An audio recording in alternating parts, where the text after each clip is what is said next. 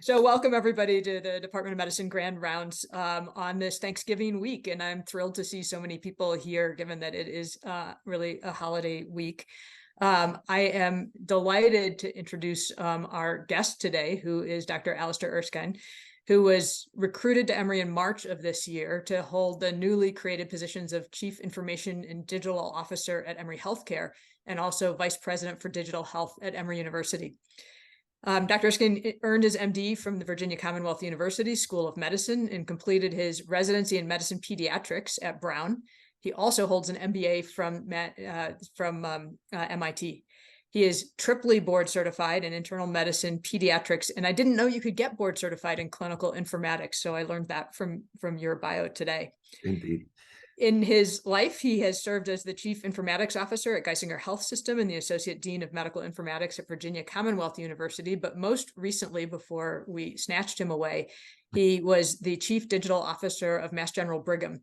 And in this role, he spearheaded Mass General Brigham's digital health strategy and digital health division, overseeing an expansive array of functionalities, including the electronic health record, e-care, the health information management, interoperability, virtual care, and data analytics. And so I'm really excited to hear about your vision in this space and what we can imagine in the future. The future holds for Emory with your talent. So thanks so much for joining us. No, thank you so much for having me. It's a real honor to be able to talk to this group. I come to Atlanta by way of everybody's career sort of secured us in terms of how we get here. I grew up in France and Spain and immigrated to the States. And the very first place I came to was Marietta, Georgia.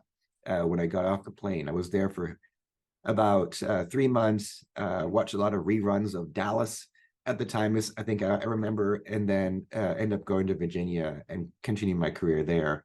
I've always been close to the water whenever possible. Sailing is my hobby. That's where I like to spend most of my weekends. So coming down to Atlanta was a bit of a challenge, but luckily there's a large lake called Lake Lanier that is full of interesting histories and rumors, and it's been a lot of fun sailing that. But thank you so much for letting me talk about something that I think is really important for the delivery of medicine. And let me go ahead and share my slides so everybody can see them. Let's see. You should be able to see slides now. Perfect. Yeah, perfect. Okay. So really there's 3 objectives for today's talk. One is understanding what digital health is. How do we define it? What's its scope? What's its marginal value? How does it contribute to the delivery of healthcare? The second piece, just to be able to ground that, is to talk about some illustrative examples and then unintended consequences when you deploy electronic systems. And then also to talk about some mitigation strategies, importantly, in terms of trying to make that better. And then finally, more recently, it's been more important to try to make the case for return on investment of large-scale digital transformation programs and sort of the evidence to support it, and then immediate potential value. So if we have time, we'll hit on that one. But I wanted to start with just some disclosures. So I'm on a couple of publicly traded company boards, and then a couple of private ventures. Nothing in this presentation really directly links to those. So if you just bear with me for a second to kind of this conceptual slide on the y-axis of level of care, and on this sort of purple line, as through life, we go through a need for more or less care as we mature and so forth. And in an oversimplified view of how we present that to our patients, we have hospitals for acute and post-acute, clinics and home. Those are the traditional ways that we've been able to deliver care. But that actually engineers a problem, because it's a bit of a stepwise approach where each time you go to the next venue of care, you're in some cases engineering some unwarranted utilization. A patient may get admitted to the hospital when they don't need to be admitted to the hospital because the home environment is not sufficient to be able to take care of them. And at the same time, you can generate some unmet care needs where somebody will hold off from coming to the emergency department because they know it takes a long time and so forth, and then potentially sometimes get sicker. So the argument that I'd like to make is we could actually help that with the introduction of electronic health records and digital health and AI and machine learning and now large language models to basically better approximate how to take care of a person throughout their life by kind of smoothing this curve along the way. So most important to talk about, when we talk about digital health, it's a term that's used by a number of things. The media uses it and so forth. What does it actually mean? Well, part of what it does is it improves access, so things like online scheduling, symptom checkers, try to navigate through a complex build-in that was built without the end in mind, so patients get lost as they try to get to the clinic. Patient portals, views into the patient, basically providing access to patients to the healthcare services. It's also been useful in helping patients participate in shared decision-making, sharing a note with the patient before it's completed, connecting the entire care team in between visits, and obviously helping the patient gain full access of their medical record, although there's still some opportunity to make the information that the patient's exposed to a bit more intelligible and without so much medical jargon. Of course, we've been able to move out of the hospital and into the home, mainly because that's where the patient is most of the time. Things like remote patient monitoring for chronic illnesses and letting the patient contribute to the data that's generated about them. And importantly, kind of adopting some of the patient consumerism that exists. And more recently, this idea of hospital at home, and even some that have conceived of ICU at home, where if you're in an underbedded city like Atlanta, one of the best places to take care of about 30% of the patients is actually in their home, patients that would otherwise be admitted to the hospital, and with the right logistics and the right setup to be able to take care of those patients in the home comfortably and safely. Of course, digital helps with decision making. This was a big promise. David Bates at the Brigham has written a lot about decision support. The idea is to eliminate unwarranted variation and adhere to guidelines, and of course try to get evidence-based medicine at the front line and personalized medicine for each individual patient. That has some problems we'll talk about a little bit later. I think the generative AI boom that we're seeing now is having some important contributions to how we make decisions. Of course, we want to anticipate what happens next, and that can come from healthcare data, but it can also importantly come from non-healthcare data. So for example, today, some of the no-show predictors that we have in our system in Epic use things like weather patterns, and in some cases, we'll use things like credit scores in order to be able to help with the estimate of and prediction of what's going to happen, patient volumes and so forth. And again, this is all towards, prescriptive, predictive, and also now generative intelligence in terms of helping anticipate what the next thing is going to happen. Of course, imaging has been in the forefront of where we go with digital health, mainly because it's so dependent upon technology with picture archive systems called PACS systems, and the ability to apply AI to be able to annotate raw modality outputs like a CT scan or an MRI, and for radiologists to not have to be in the hospital to be able to interpret films, and more recently for pathologists using digital pathology to be able to read slides from all over the planet if somebody has a scanner locally and can send that image to be interpreted by a pathologist, for example, at Emory. So all these technologies, including organizing the list of images that come off of the modality. So maybe, it's first in, first out, and resorting that list depending upon how the actual computer has interpreted that the patient may have a stroke, and taking that stroke patient and put it at the very top of the PACS list. So it's the next thing that's read, and thereby sometimes identifying an outpatient, 80-year-old that may have a stroke that was unrecognized until the CT scan came along, but now was reprioritized so that the patient can be still treated within the therapeutic window. And of course, digital health does include automation. Way too much labor in medicine today, probably one of the reasons why we're so expensive and we can't scale. And a lot of remedial work that can be decanted to robotic process automation with workflows embedded in the electronic health record works today, but also all that tribal knowledge that's in people's heads that can be converted into a business process that's been leaned out to improve that. So, and then population health. So instead of looking at patients one at a time vertically, the ability to look longitudinally across chronic conditions and be able to then close care gaps, help with the way the health plan thinks about patients and this total quality management concept. And of course, you have to include life sciences, in terms of digital health. Of course, each pharma company trying to build their digital health platform for the patient to make better use of their drug, and biotech doing the same. So I guess the point is, this is just overall, kind of in summary, a little bit about what we mean when we're talking about digital health. And this field has been innovating significantly, and for a number of good reasons. Fundamentals in terms of what we're trying to do in medicine, our mission, our tripartite mission, obviously the vision and value of the organization, also promoted by recent advances in cloud technologies, large language models probably being the best prototype of that, Internet of Medical Things, and also, other AI applications. But just to kind of in the middle here, represented, patients are demanding better convenience.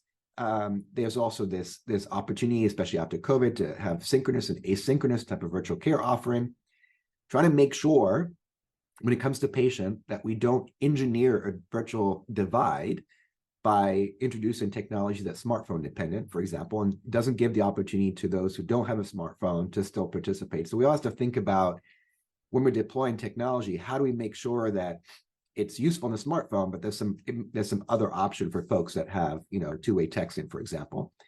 Of course, in healthcare, the other thing that motivates innovation is provider and staff burnout. A lot of extra work that's necessary to keep track of, maybe interface between systems, or meet some regulatory need or a billing requirement, and that can, or documentation need, that can lead to burnout. So trying to innovate around that. I'll talk about one of those later on.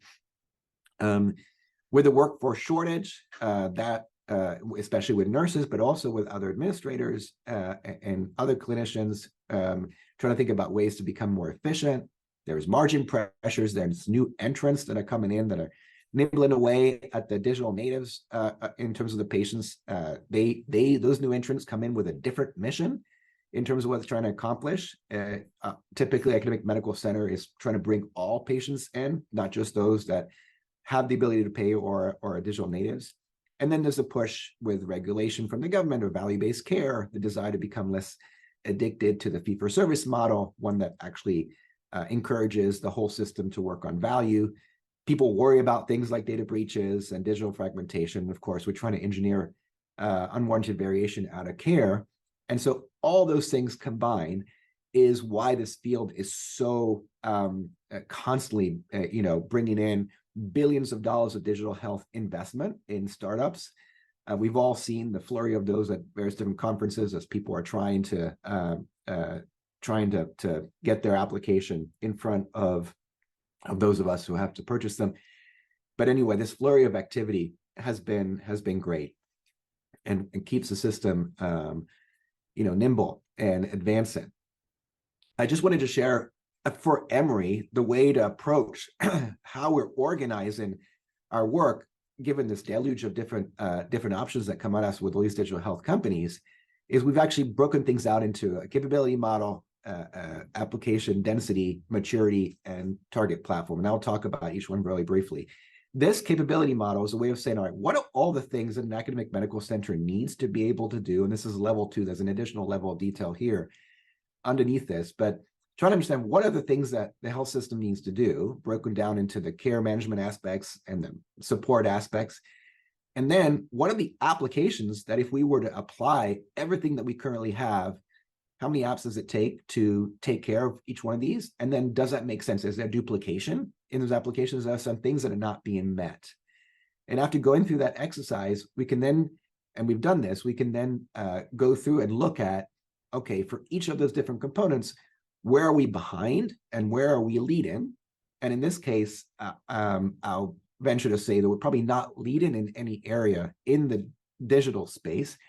Probably part of that is because it's been constrained by budget and constrained by where we invested in a lot of deferred maintenance in our system. I know that all of you have been experiencing and feeling that at the front line. The good news is our board is very motivated to try to invest heavily into digital, to start opening up and catching up and then leading again in certain areas in the space. So this is a recognition today that we understand that we're a bit behind. We want to catch up. This is what, at the end of the day, it's the system is going to look like. So all these, and you see Epic around here, there's a lot of Epic that covers a lot of ground, but there's a lot of other applications. And the idea behind a platform-based architecture is rather than having one application for each different problem we're trying to solve, you try to put those applications together onto one platform. Epic being a prototypical platform, something else would be an ERP or an enterprise resource plan. You hear things like Workday and Oracle and so forth. That would replace our PeopleSoft platform and other operational platforms. But this is kind of how you devise and architect the system as a whole to make sure that it can be supported long term. Now, all those things generated. So what the way that we're having taken that into account, that we're approaching how we're going to digitally transform the organization is by focusing on experiences. And the three main experiences are patient, care team, and researcher experience. And that means, okay, using digital items and tools to be able to enhance experience. How would I organize those? How would I force rank those from the most useful to the least useful and move forward?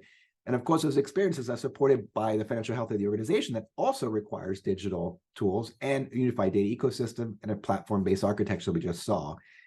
The unified data ecosystem is really important because Emory has suffered from a lot of silos of excellence that don't necessarily have data that goes in between. We have hired a new chief data and analytics officer, Joe Deppa, and Joe is in the process of building a unified system between the university and the health system as one system where all data will be visible on that one pane of glass, no matter where it's located. There's something called Data Fabric that helps us bring all that data together and make it visible off of one pane of glass. So one of the things that I heard when I first came here was, I'm putting a bunch of data in the system, but it's like Hotel California. I can't get it back out. And so this will be a way for us to get there. We did look at the thousands of applications that we have, the thousands of projects that we have, and we ranked them. We use an evaluation criteria, and here's where we landed. And so if you look at this, you can think of, in terms of patient care team and researcher experience, the things that are in green are the things that we're doing. The things that are in blue are the things that we plan to do. And the things that are in white are things we're going to try to do if we can afford it from a time perspective, a concurrency perspective, and from a budget perspective this year. But the idea is that we have a very clear idea of where we're going to put that investment next. And we have a number of experienced councils that are made of a mixture of operational folks and digital folks to rationalize and to kind of reorganize the force rank list that underpins these different things. So now that we've talked a little about what digital health is and sort of how we're organizing that work at Emory, let's talk about some of the unintended consequences that occur with the deployment of these technologies.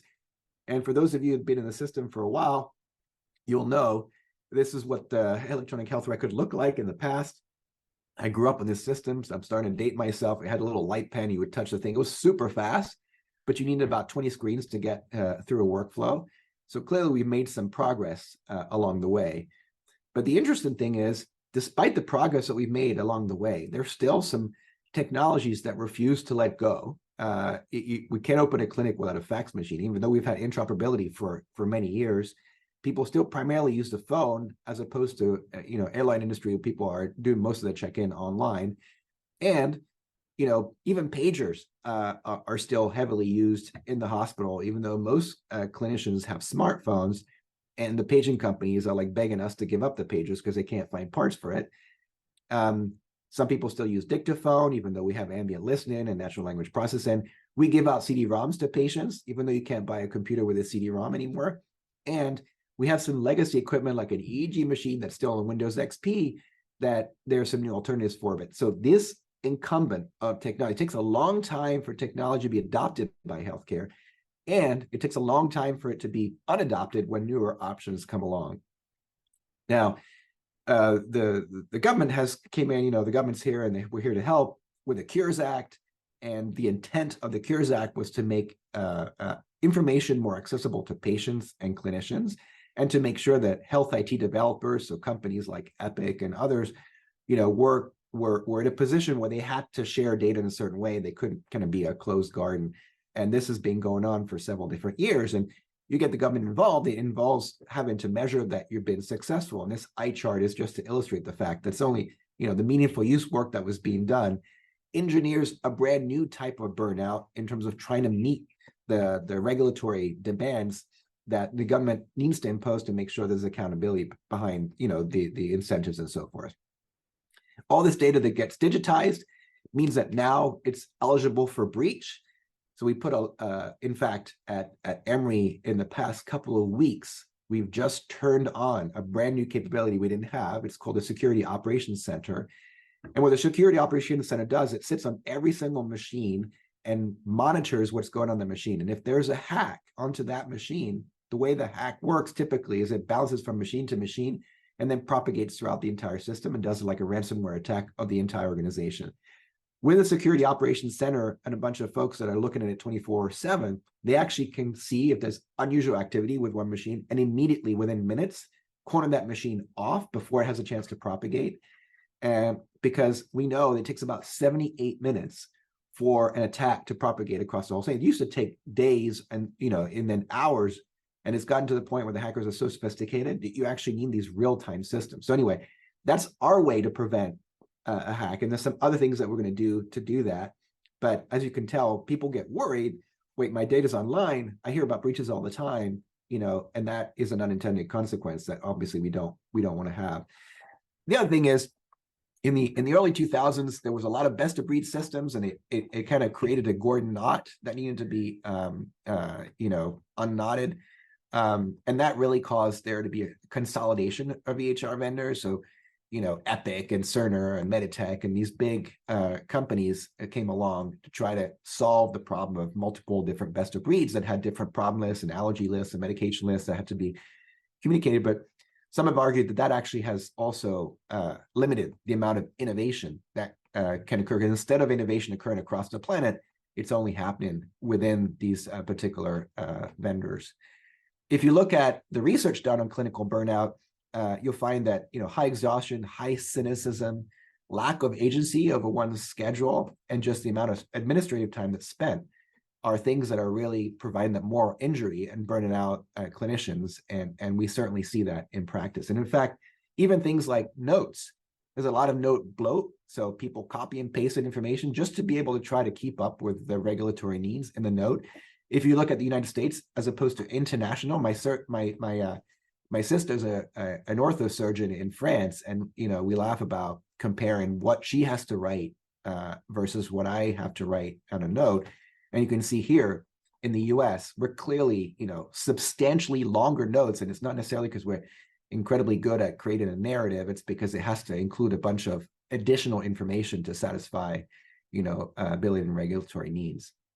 Of course, quality metrics are an important part of, smoking status and Spain score and DVT and so forth. But that adds a burden in terms of what needs to be documented and drop down boxes and nurses have to click through. Nurses didn't go to nursing school because they enjoy clicking through work flow sheets. And in fact, that's probably part of the reason why we have a lack of nurses now. But that all contributes to some of the challenges. There are some tools in Epic. This is something called Signal. You will have access individually to your own Signal data in a few weeks, meaning that you'll be able to open up Epic and go and look at your own Signal data, kind of see how you compare to others at Emory and how you compare to others in your field across the US. And then it'll provide some suggestions of maybe you should add a speed button, or maybe you should add a preference list to be able to become more efficient. But that's also a way that we can kind of tell where we run into trouble, if our in-basket experience is different than others, and what we can do to try to make that better. All right, so we have these problems with the deployment of these systems. So what are we doing about it? Well, the first and most important thing to do is to make sure that we do not have any dangerous errors in the system when there's any changes and so forth. And so we're developing a rapid response team, just like the clinical rapid response team. And the idea is, as soon as a safety event is identified, there's an escalation process to be able to mitigate that safety. So something can happen in a matter of minutes or a matter of hours to be able to fix whatever problem that they may be. And there's an entire process in a rapid response team, depending upon how severe the problem is, to kind of tier up and bring the right people together to make that change very quickly. There's also this article that still makes me laugh, but is called "Grow, so Get Rid of Stupid Stuff," which is actually a very useful concept, because oftentimes when a system is designed, it doesn't have everybody at the table to be able to configure it properly. And one of the examples in this article that I like is being a pediatrician, we kept asking patients if the umbilicus had fallen off. Now, for those of you that know, newborns have an umbilicus, that falls off within a few days of life. But this particular form was asking patients up to the age of 18 if the umbilicus had fallen off. That's just something that's not necessary. People were dutifully answering, yes, it fell off, but it was a required field, and it, as part of this exercise, it was to get rid of things like that and tune the system to the individuals. And some of the things that we've done is we've gotten rid of unnecessary pop-up windows that come up for non-controlled substances, as well as being able to help with the number of times that you have to put in your password, sometimes hundreds of thousands of times a day. The other really important thing when it comes to mitigating the unintended consequences of electronic health records is with decision support. The idea is always, well, this would be great. We can put this alert in front of the user and redirect them to do something they need to be doing. So a couple of things about that. First, it's really useful when you have an alert, for example, for sepsis, to be sure to describe what the alert's trying to do, what data is it looking at, and why it made its decision, so that people can either agree or disagree or understand why the alert is firing. And also, in every single alert, it's incredibly important to put a feedback button. If you don't put a feedback button, people will get really frustrated and start to ignore every alert with alert fatigue, unless you're actually paying attention to that feedback button. So here's an example of an alert that says the patient needs to be on a beta blocker. Turns out they're already on a beta blocker. The alert was just not smart enough to pick out all the beta blockers that were included. And so we'll look at that feedback and then make adjustments. In this case, here's some actual examples of the feedback that comes back through the alerts. As you can see, people putting a lot of exclamation points, in some cases, saying some comments which are not as constructive. But the point is, we'll actually count the number of exclamation points in an alert to see how pissed off somebody is at a particular alert, and roll those to the top of the list, meaning that feedback is really, really useful and important. We'll look at the alert changes from day to day itself. How quickly did something change after we did an upgrade? And then we'll do a sentiment analysis on the feedback to understand how are people responding. And we need to pay attention if somebody's frustrated, because they're probably frustrated for a very good reason. So tuning those best practice alerts very, very carefully, minimizing the number that fire, making sure that when they fire, they're fired for the appropriate condition, and looking at that feedback on a daily basis is key to be able to manage those alerts. And you won't notice them when they're gone, but they're disappearing quickly. We eliminated something like 800,000 hits per day for the nurses of alerts that just were not as helpful as we thought they would be on Go Live Day. So other things we're doing is, once I got here and I was lucky enough to take on this role, I thought we need to put some things immediately into the workflow that are going to be able to provide some instant relief. And things like taking your badge and logging in, called tap and go, has been, for the most part, almost completely rolled out so far. And I'm getting a lot of positive feedback of people are really happy not having to type long passwords in multiple times per day. At this point, we're just rolling into the shared areas. And once we're done with that, we'll go back into people's offices and see if we can add that. Also made available 24/7, anybody, so nurse, doctor, student, whomever it may be, can call 8HELP and press 4. It says 2 here, but actually it's 4. It's a typo, and somebody can jump in your session and actually move the mouse around for you and show you how to do something. And then later on, create a personalization session just for you to be able to tune your system. So trying to get ubiquitous Wi-Fi everywhere. I'll talk about trickle feedback in a second and some of these other things. But the idea was, let's not talk about these things. Let's just do them. And then, because we know they make sense, and then figure out how we can get some value to people as quickly as possible. So this was the data we have so far on the simpler login process, tap in the badge. We should be done by January 2024 to be able to make that work. In terms of the virtual support, we're getting over 2,000 calls a month now. And again, it's for anybody who's back end, front end of Epic. And you'll see, you get several calls. I think once we start to advertise this, this will get a lot more attention. There's another piece that's important, is in the grand scheme of things, The payer pays a lot of attention to what happens, obviously, in the clinical space, and the mechanism for them to get that information to date, you'd be surprised to know that sometimes it's literally paper, and sometimes it's just PDF documents that get sent backwards and forwards between us and the payer. Well, that makes both sides incredibly inefficient. And even for things like prior authorization, that is still done kind of in a bit of a manual way. We've been able to plug in directly with the payers electronically so that when they need information from the chart, they can get it directly themselves. They don't have to ask a health information department and so forth. That makes it more efficient. And we're currently working with United on a process by which we would automatically adjudicate prior authorizations in milliseconds, more than half the time. And the rest of the time, 25% of the time, the health plan would have the data that they need to be able to adjudicate them much, much faster within hours. And then only 25% of the time left would be where the harder ones that need to be worked on. But the point being is we can cut a lot of administrative burden on both sides, the health system and the health plan, to reduce the burden associated with trying to get, pre-certification, pre-authorization. It's really hard to talk about the EHO without talking about the in-basket. I think this is primarily a manifestation of COVID and the fact that we had to clean up the in-basket, messages that would come in, we had to tune it. We would make sure that we categorize messages as being clinical or non-clinical and so forth. And then we're just starting to turn on this large language model assistant that basically generates a potential answer to the in-basket message that is being created.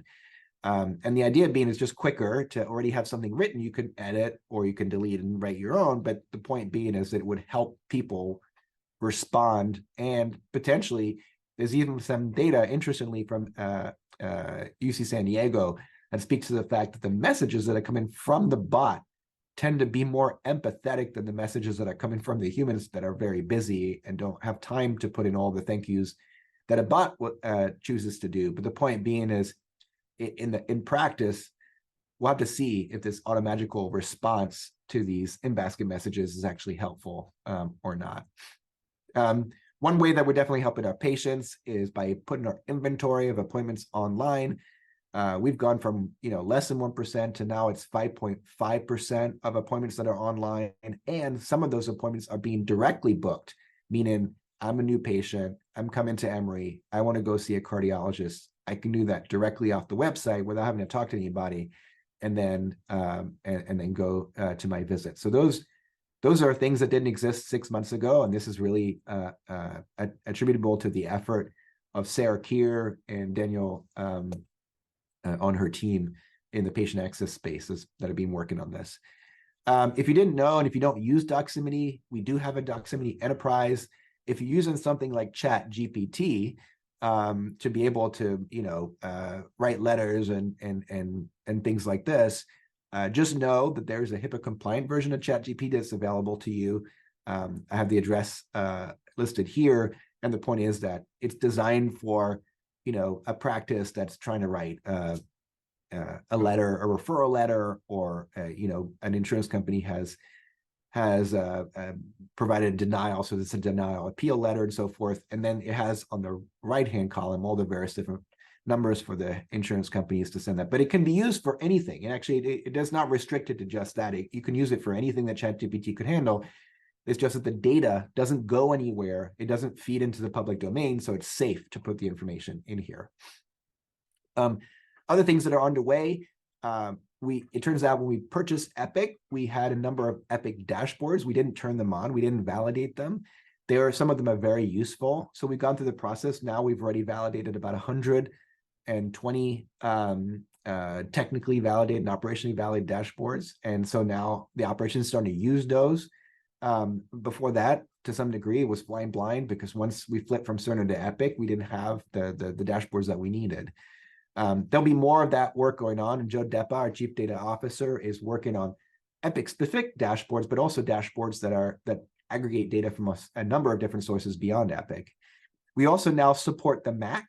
So if you need a laptop and you have a choice of whether you can get a Windows-based PC or a Mac-based PC, we've partnered with Apple. Apple's going to come to Emory to do a big production where they're going to film us and film what we're doing. And we'll have a couple of units that are Mac only. So an inpatient unit and an ambulatory clinic that only has Mac devices.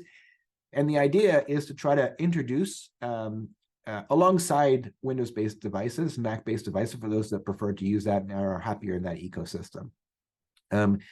Patients are using wayfinding across the system. And more recently, you may have seen that Dr. First was introduced. And what Dr. First does is it will pull more medical histories from pharmacies, especially compounding and private pharmacies. And when a SIG in a prescription is free text, it will convert that SIG to discrete fields. So the medication reconciliation process is better and easier to do when somebody gets admitted.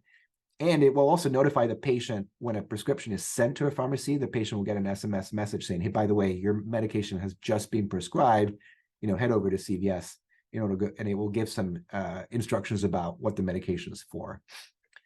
One of the projects I'm the most excited about, I think probably one of the most transformational things that we'll see in medicine for a while, is this concept of ambient listening. And for those that don't know, basically you just record the session with the patient. So you may be on your iPhone. There's an app that you start recording after asking the patient permission. And then during the session, you do your usual thing. Now you're less bothered by having to type things into the computer. You can have a conversation with the patient. At the end of the conversation, you press stop. That sends the data to Epic, and it shows up as a clinical note in the right sections of the HPI, the physical exam, the assessment and plan, in a way that feels to some people quite magical. In some ways, even if the members of in that clinic office are speaking multiple languages, it can actually translate those multiple languages into English. And one of the things the company is trying to do is, when sending that note to the patient MyChart gateway, it would translate it into the patient's preferred language, so that either the preferred language is English, meaning taking the jargon out of the note and putting it at a 5th grade reading level, or into any number of Russian and Korean and Spanish and so forth. In addition to that, the actual note generates discrete text, and that discrete text can then be used to pen orders and fill out problem lists and help with billing and diagnoses and so forth. So it's really a breakthrough technology. And at this point, we have just under 500 providers that are enrolled across 21 specialties. And you can see here that it's being used in over 2,400 encounters. And universally, the clinicians really like this. I know there's a lot of primary care doctors out there who are using it now, who are getting a lot of time back. That they had some cases, we're seeing 50% decrease in documentation time. So going from 5 hours to 2.5 hours, you can imagine how much 2.5 hours means to somebody who's otherwise stuck at home having to write notes. This concept of trickle feedback is something I was referring to earlier. This is a really useful and important tool. And the way it works is, you see the little survey on the left-hand side, ask 2 basic questions. Does Epic help you do your job? And it leaves you an open comment box. So if you do that to the users, 40% of them will actually put in a star, which is a pretty good pickup. And then about 20% of those will actually enter a comment. Well, you can take all that data and the metadata about who the person is, because we have information about department and use and computer and so forth. And then you can create these dashboards that can give you basically the sentiment on the system over time. So if there's a major upgrade, does that go down? And importantly, take all those comments, perform natural language processing, identify key themes, and then be able to slice and dice by individual user. So it looks like this when it comes in. And if a comment needs to be responded to, there's a way to go directly here and respond to it. And what we're finding is, if you respond, which makes logical sense, right, to somebody who's provided some feedback, you can turn somebody who's a detractor, who's upset about the system, into somebody who's actually a promoter, because you actually listen to that feedback. I mean, this makes complete sense. We just never do it in practice. And I think that this is a really important thing to do, because it's basically making sure that you're listening to the front line constantly, in addition to going around, in addition to have all the folks that are helping you figure out how to configure the system.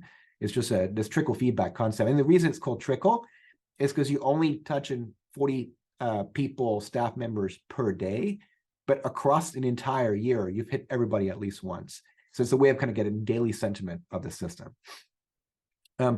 It wouldn't be complete to talk about digital health without talking about venues of care. So I just want to put up, here how we're looking at venues of care in terms of, you're looking at real time versus non-real time or asynchronous, and visits versus consultants, and how we kind of, I'm not going to take a ton of time there, other than just these are some of the use cases you can think of when we're doing consultant work with virtual care, or hospital home, or chatbots and so forth. And of course, this idea of a chatbot has gotten better recently, because some of the chatbots are now using generative AI technologies to make the conversation a little bit more natural and natural language. I haven't found a chatbot, I'll say now, that still beats kind of a conversation with a human in terms of getting what they need, but at least it's something to somebody at 3 o'clock in the morning that wants to access the system and get some help and direction, rather than having nothing and no way to be able to get in touch. So what's next? I think in terms of technology, obviously, we talked about all these new entrants that are coming into the system, and consolidating the market in some cases and interacting with each other. We know that machine learning and deep machine learning, in fact, can get better than humans at some diagnoses. In this case, looking at diabetic retinopathy. And we also know that tools like CRMs, or consumer relationship management tools, are underutilized in healthcare. And yet they're pretty important to understand, like, why do you keep offering to a patient to come in on Tuesday when she never comes in on Tuesday? What have the experience been in the last few encounters? Things can be frustrating to patients when they, just were admitted for a week and they call back a week later, and the person who answers the phone has no idea that they were admitted. So ways to be able to just make that conversation more fluid, and make sure that we understand what the preferred name and what are the kind of key consequences in talking with that patient. It's just something to be introduced. And in fact, we have this CRM tool embedded in Epic on our roadmap this year. I'll skip this one for one of time, and just want to bring to the fore something you'll see soon within Epic, is this idea of moving alongside evidence-based medicine, something called practice-based evidence. And this is the idea that the mountain of data that we have, when we don't have evidence, could serve in some ways as a means to be able to generate its own insight. So the example in this paper is, a 16-year-old that has lupus and has some coagulopathy. What is the INR that they're supposed to, to reach? And at the time, there wasn't a clear evidence of that. But what the team did is went back into their own data and queried the question and got an answer, which was better than nothing. So when it comes to, I'm skipping here just the last section. When it comes to ROI, obviously you can go all the way from something that's expensive to implement and has software expenses and people need to be able to build that, to something that disrupts the workflow and increases on complexity, to something neutral. And then on the other side, obviously things that are better experiences and reduce burnout, to things that have net revenue improvement or cost reduction. So anytime these conversations occur about technology systems that support an organization, you kind of going up and down this particular curve. I'll leave these for reference, but basically there is, for the care delivery process, evidence that we can increase the revenue by about 5 to 6% by using these kinds of technologies. That things like remote monitoring and using telemedicine in nursing facilities can lead to better outcome for patients with chronic diseases. And of course, that the use of big data analytics and AI, even for things like chatbots for mental health, have been shown to be able to provide an alternative that otherwise isn't there to help patients navigate through the healthcare system. And then finally, and we use this here, an example here is AI Doc, to help diagnose radiological films. We use several of those today to be able to get there. And of course, as you can imagine, that has its own ROI associated with it. One other final thing that I'll probably stop at is the concept of activity-based costing. So in the description around return on investment, it's also important to understand where is the cost in an organization, where's the waste, and also where's the margin, where's the revenue. So absent having something like activity-based costing that Michael Porter has talked about for many years, you don't know. Two things may look like they're the same cost, but actually they may be the same cost for different cost drivers. And unless you have tools like activity-based costing, which what they do, by the way, is they take all the transactional data that comes from the electronic health record, time and attendance, the billing system, the supply chain system, brings all that data together, and you can get down to by provider or by patient or by diagnosis or by service line exactly how much something costs using that transactional data. So this nurse spent this many hours on this patient, and this nurse gets paid X amount.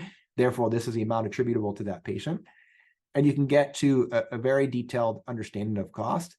So you can either go and figure out, Dr. Famous who's doing surgery versus Dr. somebody else, and compare the two and say, well, you both do the same surgery, you both have the same outcome, but your costs are very different. So how can we make that better? This is a way to be able to get to a lot of that $1 trillion of waste that is described in the literature about this.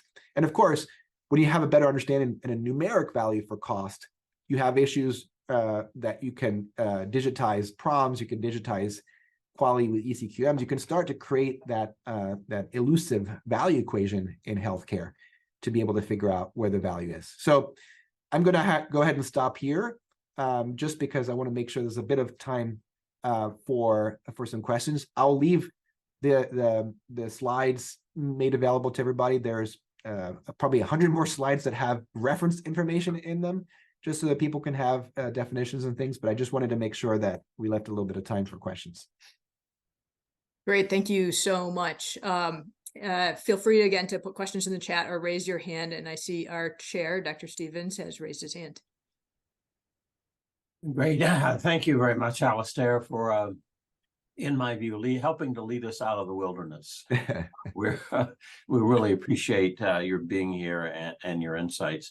I have two questions. One is about hospital at home, and is anybody doing that and doing that well? And what do you perceive of as the future? It looks like that could be a huge savings to the healthcare system with the implementation of hospital at home. And the second question is more research focused. And you alluded to some of the research initiatives, but I think for some of the people on this call, that could be a really important area. And any comments about the integration of research, especially clinical research, within the IT realm? No, thanks for both those questions, and I'll go ahead and put one of those slides I didn't get to, which is basically talking about hospital at home, the challenges that exist in terms of you need to be able to scale it beyond a couple of beds, that you need a command center. CMS needs to give you a waiver so you have parity with the inpatient system. There's obviously a lot of logistics in trying to get the right care team staff, and you may have CON or DON requirements there. However, the opportunity obviously is great. You could make more beds available. The patient traditionally speaks to a better experience. The outcomes are better than not as subject to nosocomial infections. You can scale up and scale down, and of course, make this underbedded city a better city.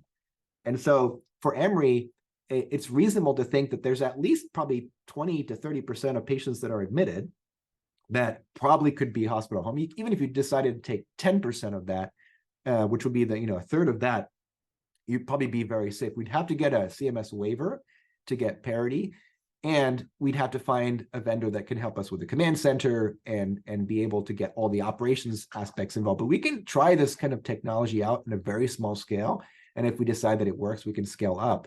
At Mass General Brigham, where I left, the goal was to get to 220 beds by next year. It's up to about 40 at this point. And the data that's coming out of there is very, very positive in terms of patient satisfaction and quality. And this idea of being able to better serve a diverse population that may not show up at the hospital, but end up, being at home. So that's one thing I wanted to share. That I know that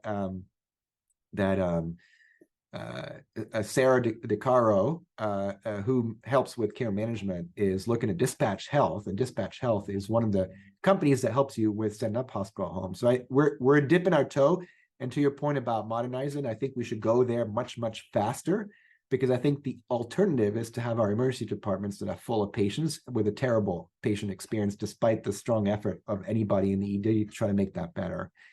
To the second question you had, the work that Joe Deppa is going to do, merge in data together, clinical operational data, research data, and the opportunities we have in Epic to use Epic as a research tool where our clinical trials are embedded in Epic, that we can do things like surface clinical trials when a patient's in clinic by, using a physician who's seen the patient say, by the way, you're eligible for these 3 trials. Are you interested? And then having somebody else come and consent the patient are ways to increase our recruitment. There's also tools which we're looking at now that can help automatically identify patients that are eligible for clinical trials based on digitizing their record and looking through and basically mapping the protocol and the research with the digitized version of the patient and seeing where there's a match or a propensity match, and then surfacing those again at the point of care. And there's also the need to take the entire clinical data set and de-identify it so that people can be searching through a de-identified data set, and then only once they have IRB approval can they get to the actual fully identified data set. But that would make it easy to go find whether or not a patient, whether or not a database can support a particular account. So there's a lot we can do, to your point, even in terms of how we interact with others. And I say others meaning kind of us too, meaning Grady and CHOA and the VA in the Atlanta region. We have this unique CTSA, which you obviously know everything about, but also this unique opportunity to bring those organizations together, a little bit like what the CTSA did around how we normalize data amongst each other so that we can actually look at things from a whole Atlanta perspective.